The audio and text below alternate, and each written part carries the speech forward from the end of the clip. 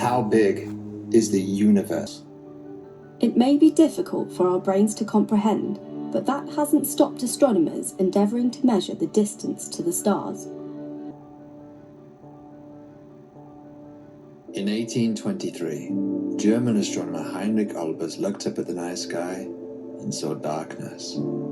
He wondered, if the universe were infinite and eternally static, then surely shouldn't the night sky shine with the light of infinite stars, a dazzling, brilliant sky?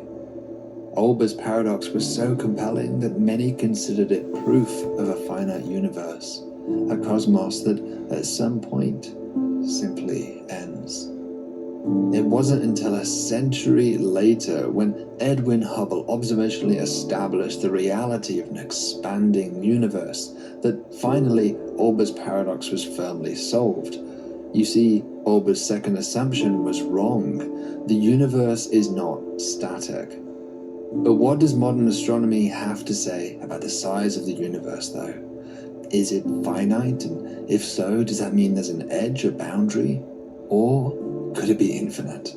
An endless ocean of space with challenging philosophical consequences, if so?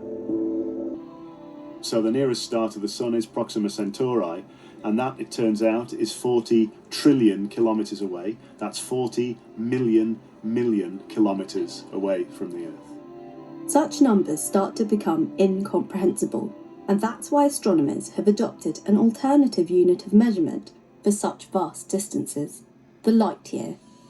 A light year is the distance that light will travel in 1 year. If you imagine light moving around the Earth in 1 second, so in that time, light would travel around the Earth over 7 times. So that's fast. The speed of light is 300,000 kilometres a second. So 1 light year is about 9 million kilometres. The speed of light also leads to a curious consequence when we stare at the stars. So the light from the Sun takes 8 minutes to get to the Earth. That essentially means we're looking into the past. We're looking back at the Sun as it was 8 minutes ago. So if the Sun was to disappear right now, we wouldn't know for 8 minutes. So a telescope, if you like, is a time machine. We're looking back in time, and the further the object is away from us, the further back in time we're seeing it. Like nearly all the stars we can see with the naked eye, sits inside the galaxy we call the Milky Way. The galaxy we call the Milky Way is not alone in the universe.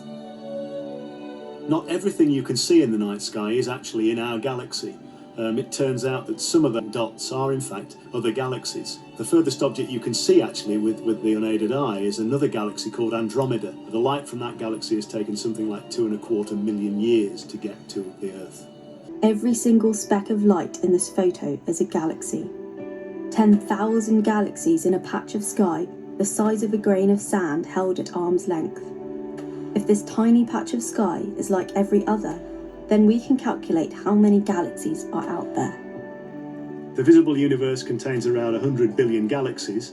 Each one of those galaxies contains around about 100 billion stars. That means the visible universe contains something like 10,000 million stars. That means there are more stars in the visible universe than there are grains of sand on the Earth. The light from some of these most distant galaxies has taken around 13 billion years to get here. That's light travelling at 300,000 kilometres a second. The visible universe stretches around 13 billion light years from the Earth. So we've said the universe is big. Imagine the Earth as a grain of sand.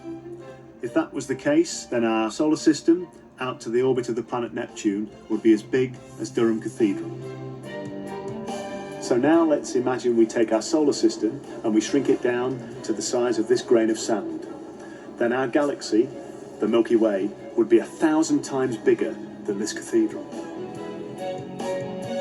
So now we take the Milky Way galaxy and shrink it down to the size of the grain of sand. The cathedral would be the entire visible universe. The universe is big. It's really big.